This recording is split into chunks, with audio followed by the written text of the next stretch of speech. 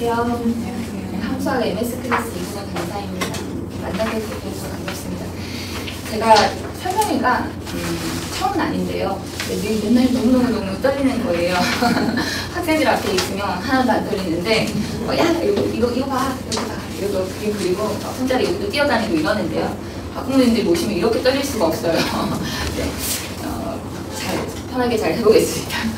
네, 저희가 이번 설명회를 준비를 한 이유가 저희가 MS 클래스라는 프로그램을 하고 있는데요.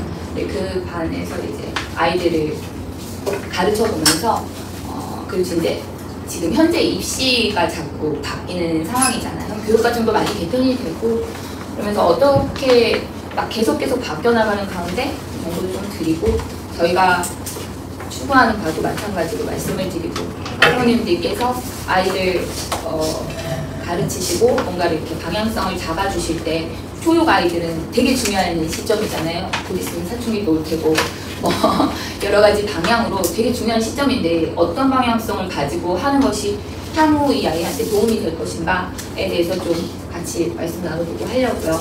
그래서 이번에 그 교육과정이 2계정으로 개정이 되고요. 그리고 고등입시 제도가 고교학점제라는 시스템으로 바뀌었습니다. 고교학점제의 가장 큰 틀은 뭐 초대가 고등학생이거나 중학생이면 조금 정보를 가지고 계시겠지만 초등의 경우는 잘 모르시니까요. 고교학점제는 등급이 이제 5단계의 등급으로 바뀌는 거예요. 가장 큰 것은 9등급제가 아니라 5등급제로 바뀐다는 거죠. 그래서 1등급 폭이 조금 더 넓어졌고 나쁘게 얘기하면 2등급의 절반 정도부터 이전에 이제 갔던 2등급 친구들은 반절 정도가 그냥 2등급을 받는 상황이 되고 반 정도만 이제 1등급이 되는 거예요. 그래서 1, 2등급이 가는 의미가 조금 커져버리는 단점으로는. 근데 사실 모두가 1등급일 수는 없잖아요. 그러다 보니까 하나라도 1등급이 안 나오면 좀 불안해지는 요소들이 생기는 그런 게 있습니다. 그리고 되게 최근에 그 서울대에서 발표를 하면서요. 이전까지가 기하가 선택 과목이었잖아요. 기하도 그렇고 미적분 같은 경우에는 수능에서는 미적분, 그러니까 지금 현재로 얘기하면 미적2로 우리 아이들은 미적2로 배우게 될 거예요. 미적분2.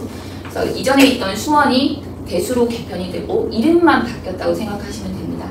수투는 미적분 1이라는 과목으로 바뀌고 확률통계랑 미적분이랑 기하 3개 중에 하나를 선택했던 수능 제도가 모두 다 확률통계를 필수로 하는 형태로 수능이 바뀌고요.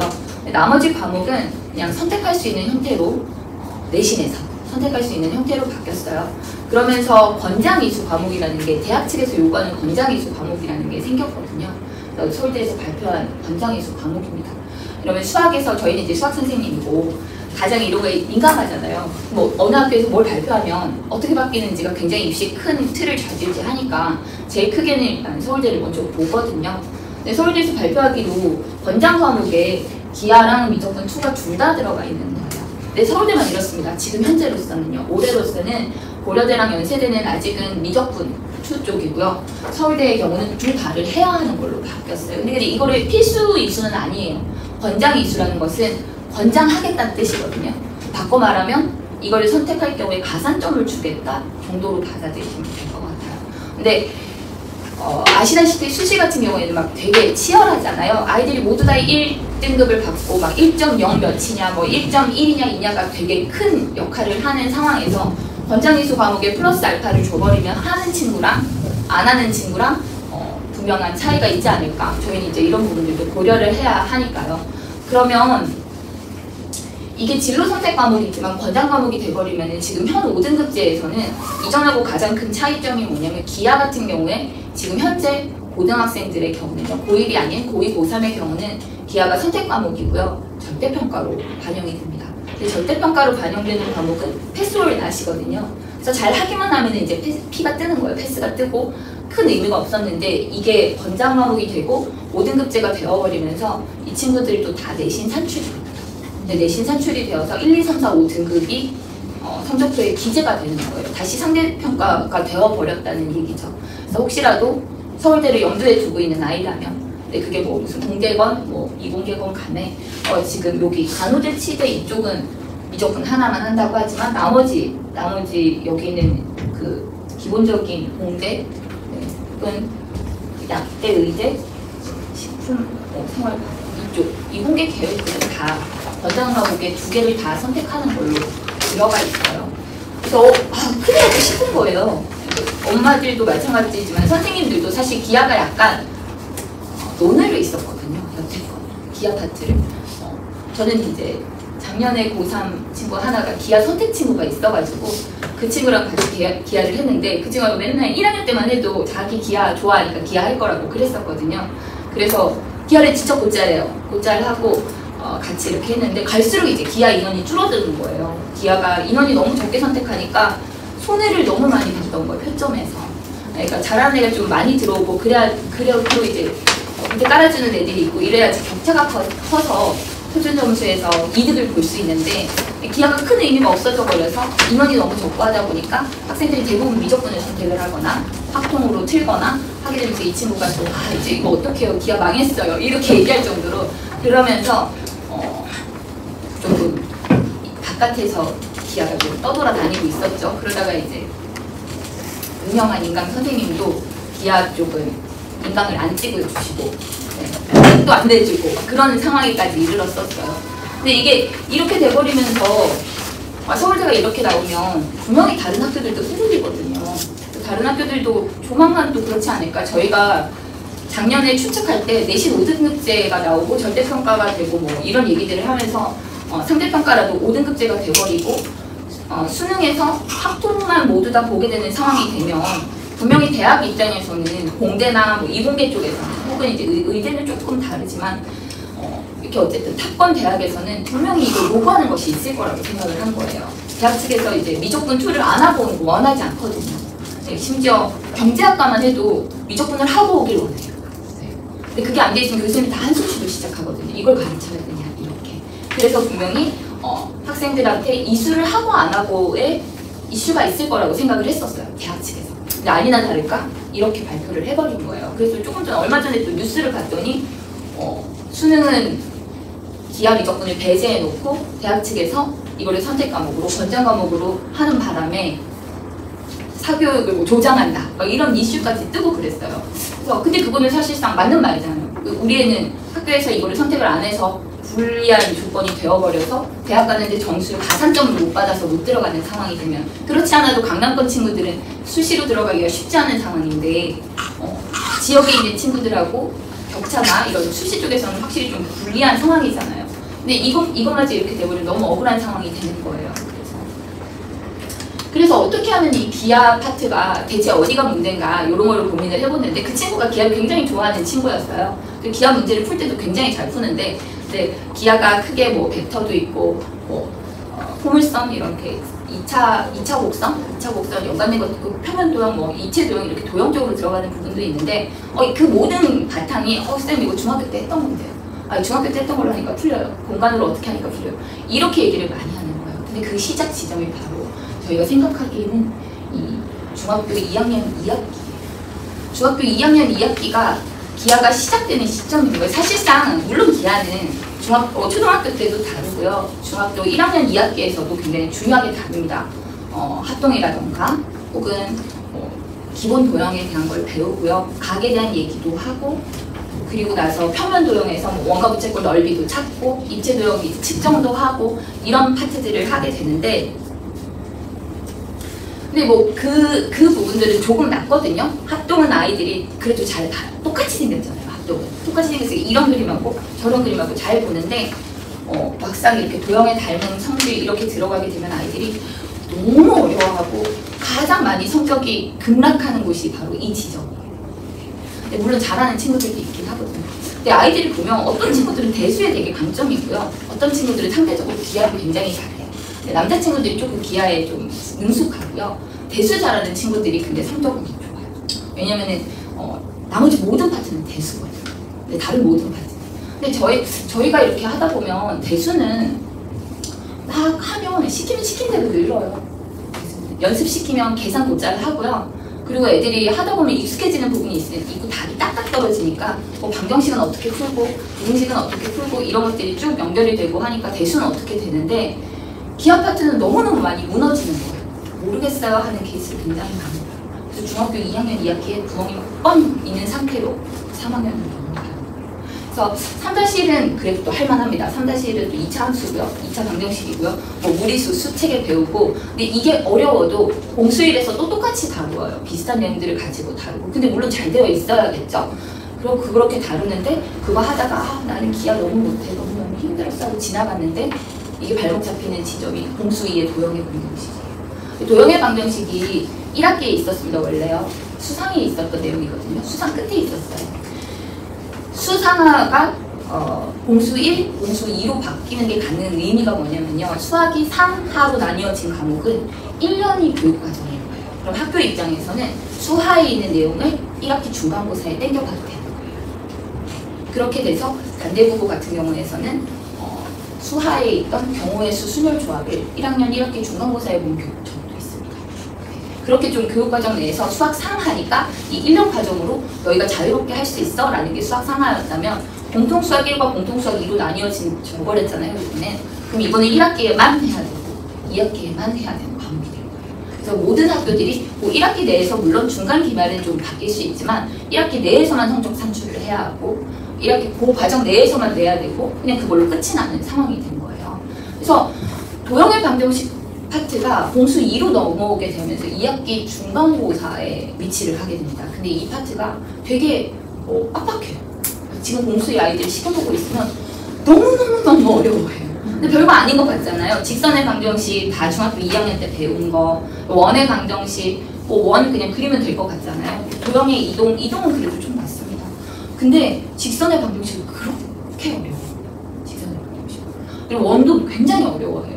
이게 왜 이렇게 어렵지? 이 친구들한테 이것도 결국은 수식이고 수식으로 접근을 할 수 있고 풀 수 있으면 답이 되는 게 똑같은 건데 왜 이게 아이들을 되게 힘들게 할까 하고 고민을 해보니까 그 바닥에 내려가고 또 내려가고 또 내려가 보니까 중 2-2가 구멍 나 있고요. 중 3-2가 구멍이 나 있는 거예요. 네. 그러니까 이제 도형의 방정식은 너무 어렵다라고 얘기하고 어머니들이 우려하시는 그 공수 1, 공수 2를 3년째 하는 상황이 돼요. 원래 반복 많이 합니다. 공수 1하고 공수 2는 깊이가 달라요. 중등이랑 비교하면 중등이 가지고 있던 것보다 훨씬 더 수를 확장을 하고요. 깊이 있게 가르치고 그리고 묻는 것도 굉장히 그래요. 근데 이 중학교 때 가지고 있던 이 도형 파트를 가지고 그걸 응용을 해서 문제의 그래프로 나와버리니까 아이들은 닮음을 못 보고요. 수직을 생각을 못하고 그리고 접근하는 방향성을 못 보는 거예요. 원을 못 봐요. 원주각을 볼 수 없고 그런 상황이 되니까 이거 어떻게 이렇게 되거든요. 그래서 이게 도형 파트를 잘하려면 그럼 어떻게 해야 되지? 뭐 이런 생각도 하잖아요. 여기가 또 막히고 어찌어찌 공수 1이 넘어가요. 어찌어찌 넘어가고 그 다음으로 막히는 지점이 어디냐면 대수입니다. 지금 현재로 따지면 대수고 수원이에요. 수원에 삼각함수 나오거든요. 삼각형과 삼각함수 파트가 나오고요. 이거는 굉장히 자주 나오는 나름 중킬러 유형으로 가장 많이 나오는 친구예요. 그럼 거기도 역시 원이랑 삼각형이 나와요. 그럼 또 도형 파트인 거예요. 그럼 그 부분은 아이들이 도저히 안 되겠어요. 한 문제에 너무 많은 시간을 할애해요. 이렇게 되어버리는 거예요. 그러면은 이제 1등 부분 어떡하나? 이건 어려워서 버리고 저건 또 어려워서 버리고 난리잖아요. 그래서 이거를 어떻게 하면 아이들이 중 2-1을 안 어려워하지? 도형 파트가 어려운 친구들이 있거든요. 근데 애들이 더 잘하는 것 같아요. 막 이렇게 시험을 보게 하면 잘 하거든요. 근데 제가 보기 이 문제는 진짜 어려운 문제예요. 그냥 겉으로 보기엔 간단한데 되게 발상 자체가 어려워요. 그래서 너 이거 어떻게 풀었어? 이렇게 물어보면 그거 그냥 6이랑 3이 있길래 9 했어요. 네, 진짜로 대부분 그렇게 얘기해요. 찍는 거예요. 근데 문제는 그마저도 못 찍어서 점수가 안 나오는 건데 근데 그렇게 찍은 친구들은 당장 성적은 좋게 나오는데 이거를 못해요. 이게 어떻게 차이가 나냐면 아이들이 기본적인 내용 2-2 과정은 풀어봐 하면 잘 풀어요. A급이면 돼요. 네, A급은 못합니다. 진짜 100%예요. A급 A단계가 되게 문제가 더럽고요. 숫자도요. 녹화 중이죠.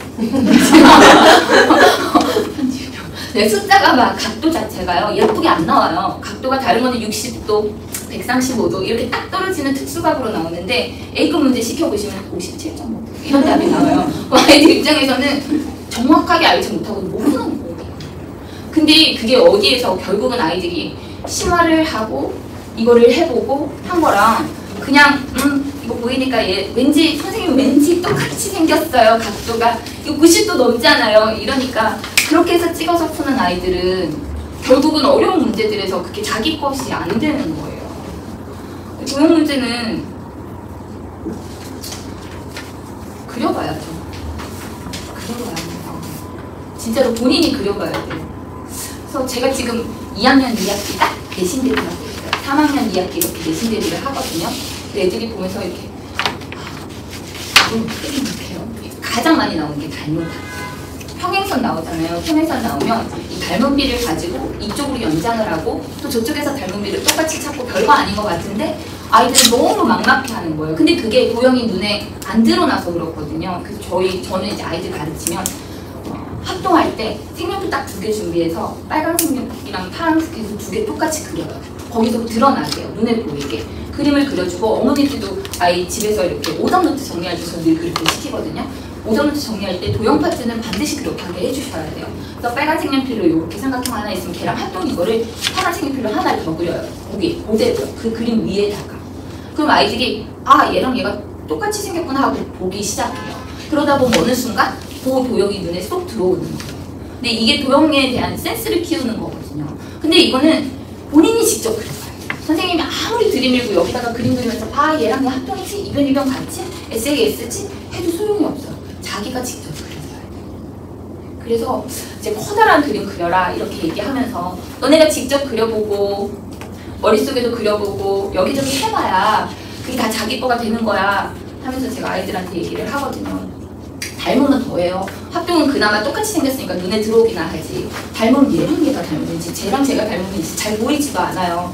그래서 그런 이제 형태들 역시 마찬가지로 나중에 이제 좀 감으로 찍는 아이가 아니었으면 좋겠어요. 감은 가지고 가는 게 맞아요. 얘랑 얘가 왠지 닮은일 것 같아. 그건 좋은 센스거든요.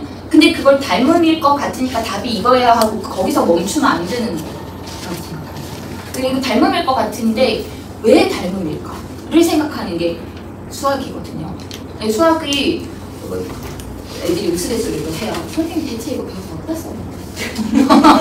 다 진짜 근데 공부 잘하는 애들이 안 묻습니다. 못하는 애들이 꼭 물어요. 힘드는 애들이 이거 어디다 써요? 그냥 계산만 하면 될 줄 아는 거 아니에요? 아니야. 수학을 배우면 너네 핸드폰 쓰고 있지? 그런 것들도 다 수학이 발전해서 나오는 거야. 너네 지금 AI로 얼마나 편한 세상에 살고 있니? 그 모든 것들이 다 수학에서 출발을 하는 거야. 이렇게 얘기하면 내가 안 할 건데요? 누가 해준 거 쓰면 되지? 이렇게 얘기를 하는데 근데 그 근본적인 것에는 수학이 중요한 이유는 논리적 사고를 가능하게 하는 학문이라서 그렇습니다. 그러니까 아이가 얘기하면 수학은요 이전 단계를 모르면 그 다음 단계로 확장이 안 되는 과목이에요.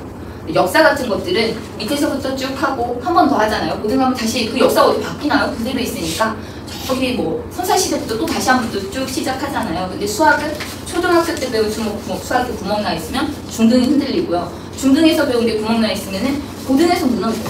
못 쫓아갑니다. 이거 까먹었어요. 이렇게 되는 거예요. 근데 그걸 안 까먹어야 돼요. 배웠으면 써는 걸 안 까먹습니다. 안 써먹는 건 까먹어요. 그래서 중2 때 이렇게 열심히 또 기하를 본인이 잘 하는 것 같이 했어도 근데 그 그림만 쓰렁쓰렁 그린 거지 그냥 대충 보고 찍은 거지 제대로 된 공부가 아니라고 생각이 되는 거예요. 그렇게 공부한 친구들이 고등학교 가서는 기하 파트가 너무 어렵다라고 얘기하고 막상 이제는 선택을 해야 되는 과목이 돼버렸잖아요. 권장 과목이면 이거 선택하면 가산점을 줄게 라고 얘기하는 거잖아요. 대학 측에서. 그런 거면 안 하는 것보다 이왕이면 하는 쪽이 낫지 않나요? 자기가 가려는 과가 이공계 쪽이거나 뭐 의대 쪽이거나 뭐 어쨌든 문과 쪽이 아니라 문과 쪽 과목을 원한다면 이왕이면 문과 쪽이 아니라 대학 측에서 이렇게 요구하는 권장 과목을 선택을 해서 가는 편이 훨씬 유리하겠죠. 가산점을 받으니까. 뭐 그렇게 됐다면 깊이 있게 배우고 깊이 있게 공부를 해야 되지 않을까 그렇게 생각을 하는 거예요. 중2-가 너무 중요한 과목이에요. 중요한 파트입니다. 제가 이게 말씀드리지 않아도 아마 많이들 알고 있을 거예요. 아이들이 딱 수학에서 수포자가 생기는 가장 첫 번째가 여기예요. 진짜 아닐 것 같잖아요. 수포자가 생기는 첫 번째 구간입니다. 진짜. 요때 딱 외고 친구가 먼저 드러납니다. 이 친구는 외고다. 왜냐면 외고 친구들은 너무 성실해요. 진짜 이보다 더 성실할 수가 없어요. 정말 성실해요. 근데 이걸 잘 못해요. 약간 보면 쓰는 뇌 구조가 다른 것 같아요. 이쪽은 굉장히 발달해 있어요. 암기도 너무 잘하고요. 일단 너무 착해요. 너무 성실해요. 모든 문제를 배웁니다. 수학. 그래서 도형이 응용돼서 나오면 손을 못 대요. 특히 이제 외고 지망 대청중 끝납니다. 진짜 중2-2 때 말도 안 되는 점수를 받아요. 그러니까 우리 아이들이 중학교 가도 그래도 뭐 90점 넘기면 90점 넘겠지 하다가 딱 무너지는 게 2학년 1학기에 80점대를 맞아요. 어머!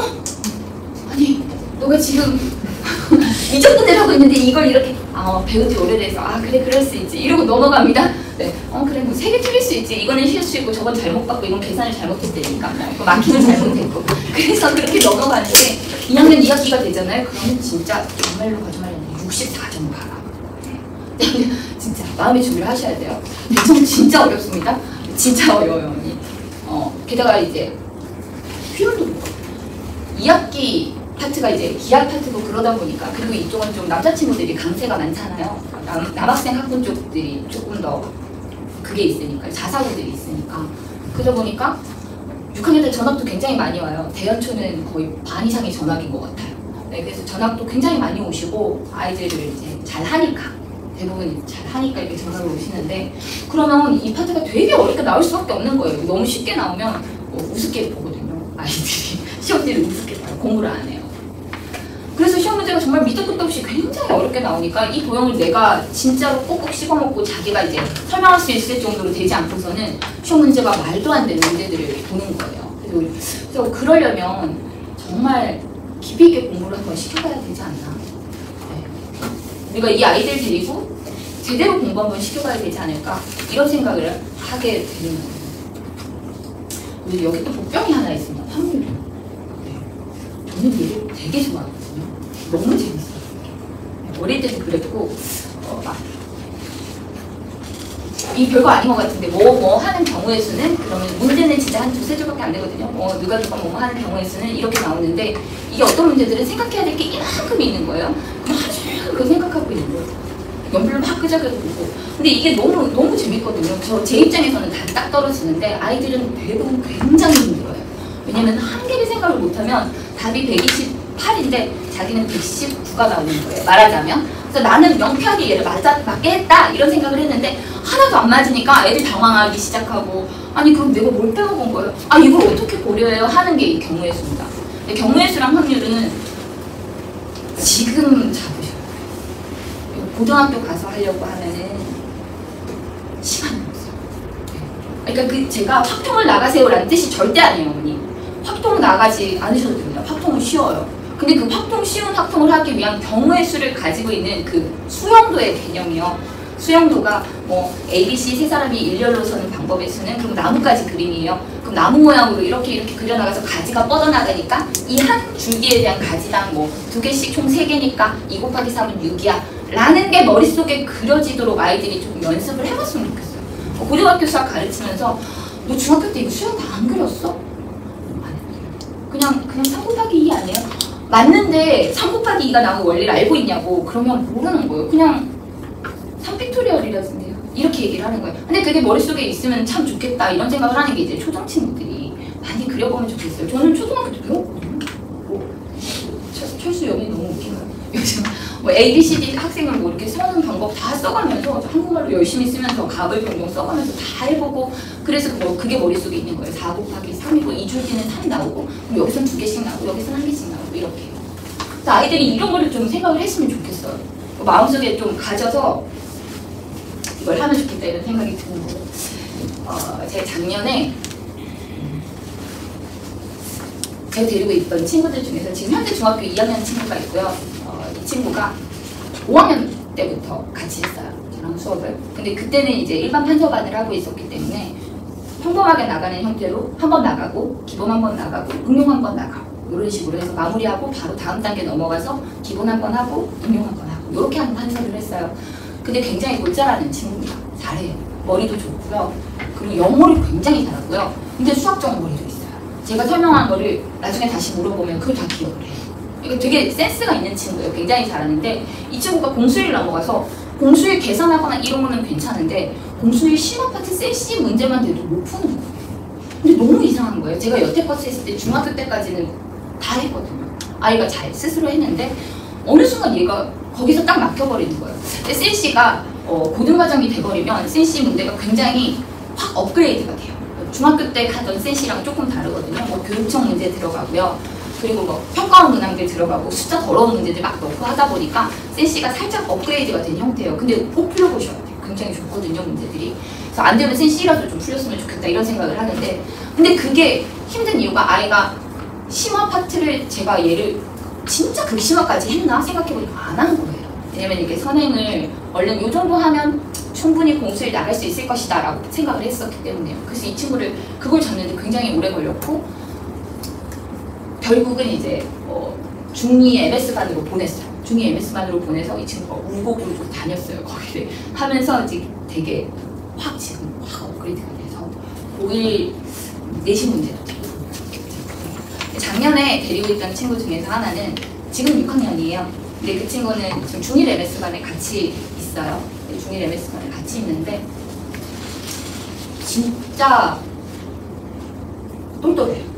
이런 표현이 좀 웃긴데 이렇게 센스가 되게 좋고 기억력이 좋아요. 작년에 저희 MS반 런칭을 하면서 그 친구는 이제 5학년인데 데리고 시작을 했고요. 저희는 중2-1부터 시작을 했기 때문에 중1 과정은 프리반이라고 해서 저랑 같이 프리반을 했어요. 그래서 중학교 1학년 1학기, 1학년 2학기를 다 처음으로 배웠어요. 5학년 때. 선행이 빠른 편이 아니죠, 전혀. 요즘은 워낙 빠르니까.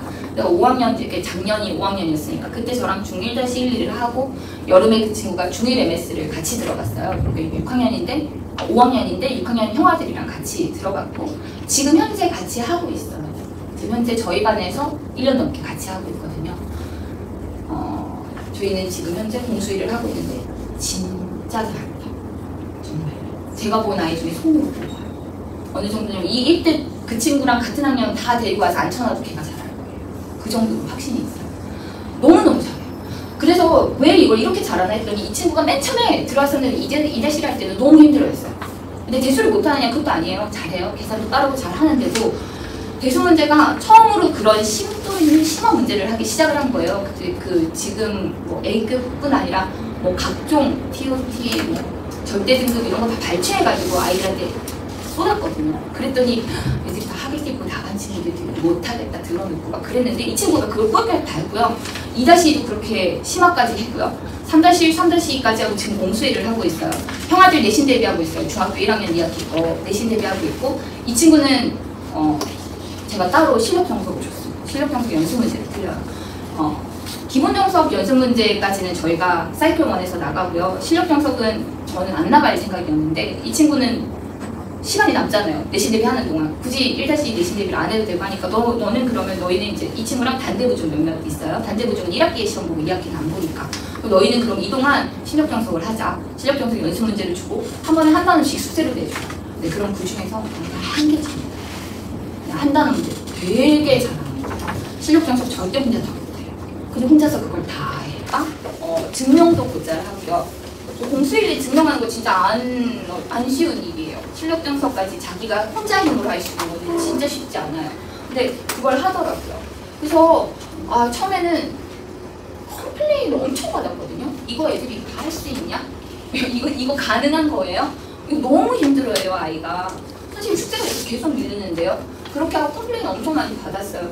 근데 얘를 보면서 제가 얘를 1년 넘게 가르치고 지금 이 친구의 아웃풋을 보면서 이게 맞는 거구나라는 확신이 들었어요. 중등 심화를 진짜 꼭 시키셨으면 좋겠어요. 정말로요. 고등 옆집에는 미적분 2 나간대요. 흔들리지 마세요. 미적분 2 나갈 때 우리 아이도 나갈 수 있어요. 근데 걔보다 훨씬 깊이 있어요.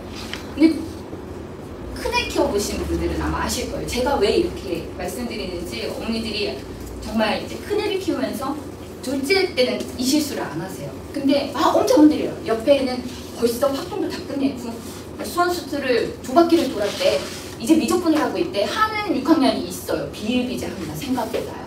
근데 그 친구가 심화를 했냐? 안 했어요. 그 친구한테 그럼 중2-100점 받을 수 있냐? 절대 못 맞습니다. 진짜로. 이때 막 중학교 2학년 2학기 100점 맞는 친구는 고등 가도 잘해요. 그만큼 깊이가 있다는 얘기거든요. 근데 공수일에서 결국은 만나요. 너무 웃기죠? 이 친구는 공수일을 5바퀴째 돌고 있는 친구예요. 그 친구는. 근데 정말 많습니다. 왜냐면 너무 어려워서요. 도방이 안 돼서요. 뭐가 안 돼서요. 이해를 못해서요. 그래프를 못 그려서요. 공수일만 앞에는 괜찮아요. 앞에는 다항식 연산, 인수분해 이런 거는 곧잘 하거든요. 중학교 때도 했으니까. 그리고 그거 연산이라서 하다 보면 되거든요. 부등식 파트 들어가고 도방 넘어가면 거기서부터 급격하게 차이 나는 거예요. 그러면 중등 심화해서 깊이 있게 다져진 친구들은 고등학교 가서도 한 번 하고 두 번째 때 심화 파트 들어가면 하하고 받아들이고 그 뒤에 곧바로 여기 1대 내신 문제 풀려가서 그 한 문제를 가지고 오래도록 붙들고 하는 힘이 생겨요. 그 자기 걸로 풉니다. 제가 100번 얘기해도 줘봤자 소용이 없어요. 자기가 풀어봐야 그 부분을 아는 거죠. 그래서 제 생각에는 일단 할 수 있는 한까지 시켜보시는 게 어떨까 싶어요. 아이가 중등 심화를요. 근데 진짜 싫어합니다. 네, 진짜 싫어요. 못 찍어서요. 딴 거는 대충 강의를 찍었는데 여기서부터는 안 되거든요. 무슨 말 하는지 한 개도 모르겠거든요. 그래서 되게 어려워하고요. 힘들어합니다. 그래서 이 아이들한테 그려봐라 하고 알려주고 하고 이렇게 했으면 좋겠어요. 이게 완전 학습을 하고 넘어가야 수학이 계단 같은 건데 왜 수학이 그 다음 단계가 있겠어요. 안 그러면 계속 이전 걸로 반복하는 학습을 하겠죠. 근데 중학교 1학년 1학기가 있고 평면도형을 배우고 그 다음에 입체도형을 배우고 2학기에 이렇게 도형에 대한 응용을 하고 3학년 때 삼각비랑 원을 하고 교육 과정이 그렇게 된 이유가 뭐겠어요. 이 아이들이 이걸 차근차근 밟아 올라가서 삼각 함수를 하라는 거잖아요. 이걸 다 밟아 올라가서 기하를 하라는 거잖아요.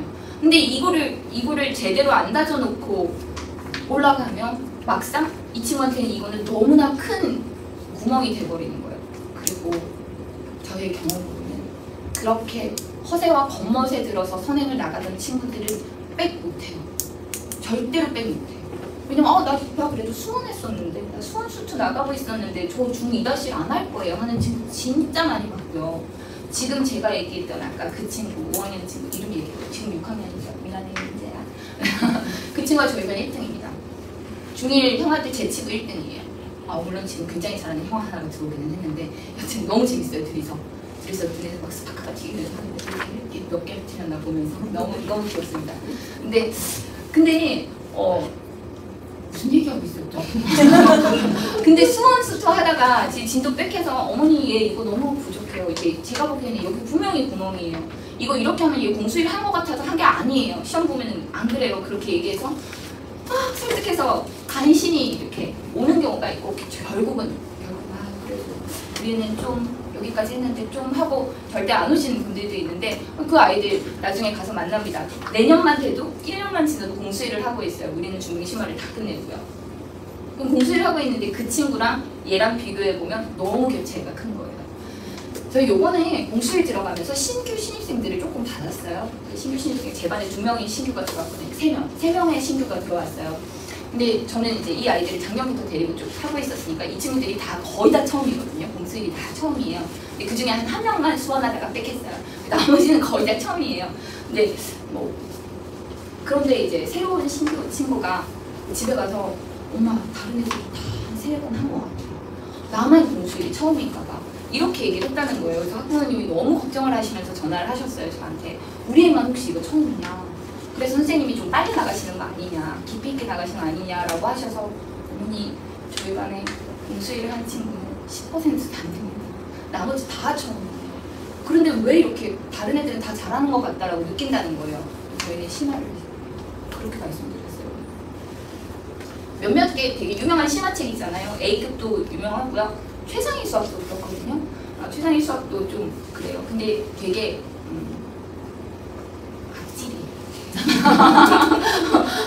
어떠냐면 다음 단계 걸 끌어와요. 그래서 제가 그냥 일반적인 평범한 친구들 가르칠 때는 그 책은 피합니다. 왜냐면 이거를 알고 넘어가야지 왜 자꾸 다음 단계가 끌어오지? 그렇게 생각을 하는데 좀 잘하는 친구들한테 던져주기에는 굉장히 좋은 책이에요. 잘하는 친구들한테 한번 툭 던지는 거예요. 제가 A급은 사실은 A급보다는 최상위를 선호해서 최상위를 시작을 했는데 요즘 또 요번에 또 개편돼서 어떤지 모르겠어요.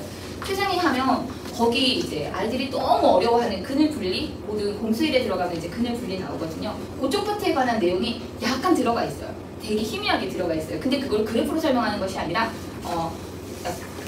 근으로 설명을 하는 거예요. 2차 방정식의 근으로. 이 아이들이 할 수 있는 최대치로 풀 수 있도록 설명을 해요. 근데 그게 이렇게 고등수학 하니까 이거 그때 했던 건데요. 다 그렇게 얘기하는 거야. 이거 그때 외웠어요.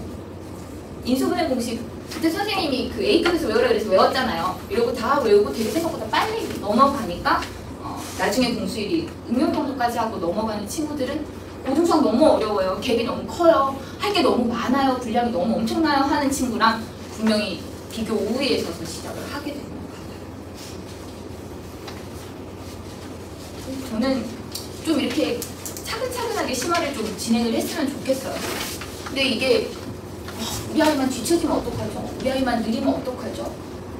저희 하다가 저희 테스트 보다가 이제 한 번씩 마지막에 인증시험 보고 나면 가끔 통과 못하는 친구들이 있어요. 너무 안타깝게도. 네. 했는데 이제 그 친구한테는 보기가 어려워가나 뭐 그래서 통과 못하는 경우가 있는데 그때 이제 저희가 서술형을 한 번 더 기회 주고 다시 붙들어서 따로 추가적으로 해서 아이를 끌어올리는데 그래도 안 되는 경우가 있어요. 그래도 안 되는 친구들은 어쩔 수 없이 이제 다른 반을 가거나 뭐 다른 과정으로 넘어가거나 이렇게 하는데 그렇게 나가면 다 공수일 하러 가십니다. 네, 너무 웃기죠. 네, 중3 분명히 3-2가 안 됐는데 공수일 하러 가요. 근데 뭐 나쁘진 않은데 공수일 하러 가면 이제 거기서 제일 잘한대요. 네. 근데 그게 훨씬 쉬운 거예요. 쉽게 받아들이고 숙제량도 훨씬 적고 뭐 아이들을 좀 괴롭히진 않으니까 아이들이 받아들이기 좀 쉽더라고요. 근데 이 부분이 이제 나중에 됐을 때 진짜 고등수학 잘 하고 하려면 그 바탕에는 아이가 찬찬히 배워오는 뭔가가 있어야 하지 않나라는 거예요. 그리고 이제 그런 것들을 좀 쭉 가르치려면 선생님들이 중등과 고등을 되게 다 알고 있는 상태에서 가르쳐 주셔야 이걸 이 방향으로 설명을 하고 저것도 저 방향으로 접근해주고 이거는 중학교 때 이렇게 배웠던 건데 고등은 이렇게 하면 훨씬 더 좋은 거야. 이렇게. 그럼 아이들이 이런저런 생각도 다 할 수 있지 않을까 그렇게 생각을 합니다. 네. 강교원 선생님께서 나머지 파트마저 해드리고요. Q&A 때 같이 이렇게 있도록 하겠습니다. 나머지 인사드리도록 하겠습니다. 같이 NS반 초용 맡고 있으신 강교원 선생님입니다. 제가 수업을 하느라 약간 늦게 왔어요. 어쨌든 지금 귀한 시간 내주셔서 와주셨는데 제가 뭐 이근우 선생님께서 많이 말씀을 해주셨지만 제가 하고 싶은 말은 딱 한 개입니다. 그러니까 지금 저희가 나가려고 하는 이 중학교 2학년 2학기 과정이 우리 아이들의 수학 인생을 바꿀 수 있습니다. 이게 정말입니다. 제가 여기 입사하기 전에는 고2, 고3 입시반을 맡는 강사였어요. 그래서 그때는 이제 입시반 아이들, 고3 아이들이랑 막 강의를 했는데 그 아이들을 강의를 하면서 제가 느낀 게 이게 대수는 다 고만고만 하거든요. 애들이 다 가르쳐주면 잘하고 그러는데 이게 기하랑 도형에 들어가면 어떤 아이들은 이제 머릿속으로 생각을 해서 그걸 잘 그려가지고 돌려가지고 막 알아서 잘하는 아이들이 있는 반면 죽어도 안 되는 애들이 있어요. 정말 자기는 죽어도 안 보인대요. 그래서 그런 아이들은 제가 어떻게 하겠어요. 제가 이제 풀이를 해주죠. 그래서 풀이를 해줘서 이건 이렇게 봐서 이렇게 해야 된다 라고 말을 해줍니다. 어쨌든 그 아이들은 그거를 받아 적으면서도 저한테 막 이렇게 물어봐요. 선생님은 그걸 어떻게 보여요? 저는 그게 절대 안 보이는데 도대체 어떻게 보이는 거예요? 이렇게 막 말을 해요. 그래서 어쨌든 걔는 그걸 받아 적고 이제 외우죠. 그 풀이를.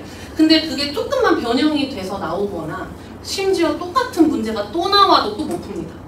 그러니까 이게 도형은 그게 안 되는 거예요. 그래서 제가 그 당시에 도대체 기하는 왜 그럴까? 기하는 정말 타고나야 되는 건가? 기하 유전자가 있나?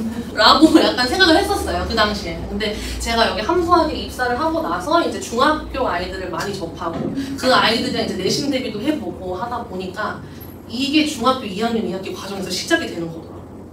여기를 제대로 해야 나중에 갭 차이가 나는지 안 나는지가 결정이 되는 거예요.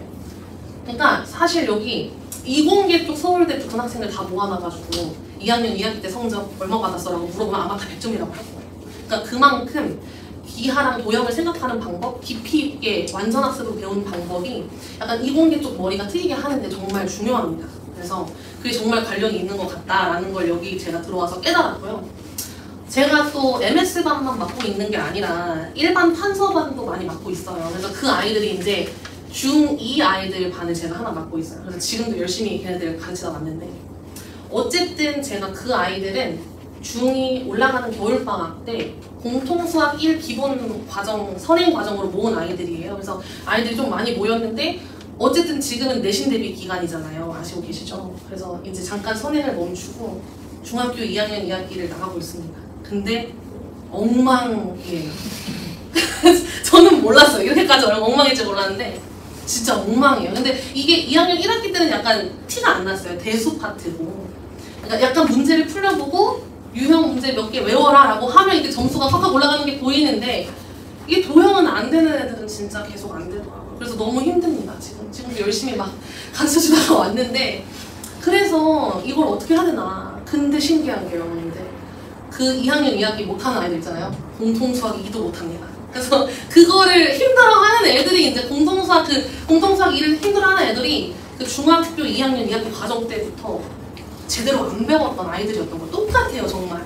그래서 제가 지금 그 구멍들을 메꿔주느라 정말 애를 쓰고 있지만 어쨌든 그 아이들은 공통수학 1, 공통수학 2도 제대로 못 받아들일 거 아니에요. 지금 비어있으니까 거기가. 그러니까 어쨌든 저랑 같이 반에서 수업을 하면 선행은 쭉쭉 나가겠지만 이제 그 아이들이 실제로 고1, 고2가 됐을 때 어쨌든 공통수학 1, 공통수학 2를 또 힘들어 하겠죠. 그러니까 이게 의미가 없는 거예요. 쭉쭉 선행만 나가는 건. 그래서 제가 뭐 한서반 수업만 하는 게 아니라 또 개별 맞춤반 수업도 개강을 하거든요. 특강 때.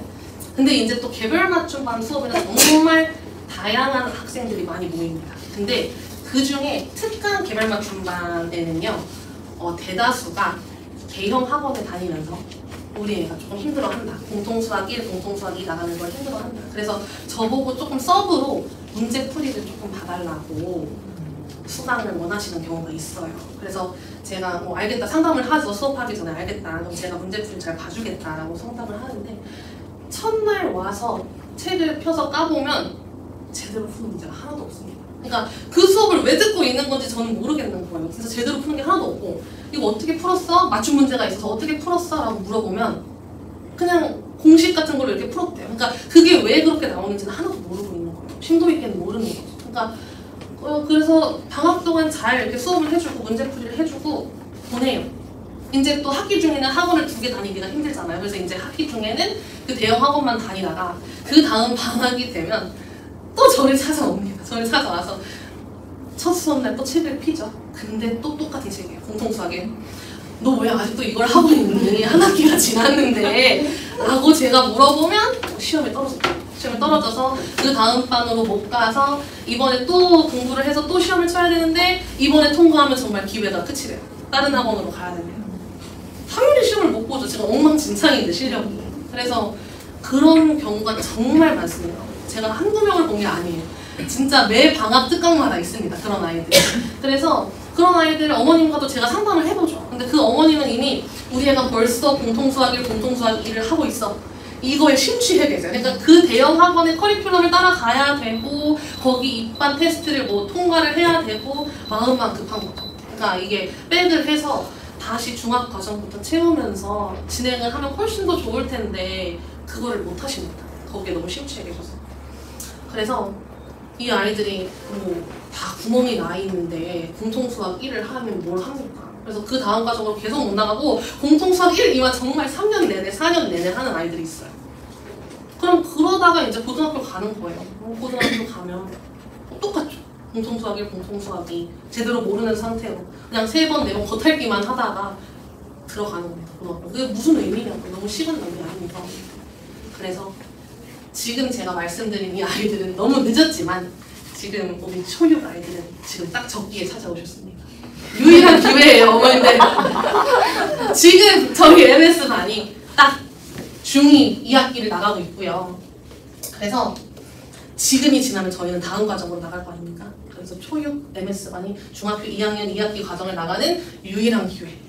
제대로 배울 수 있는 유일한 기회를 하실 수 있는 거. 너무 힘들네요. 아, 그래요?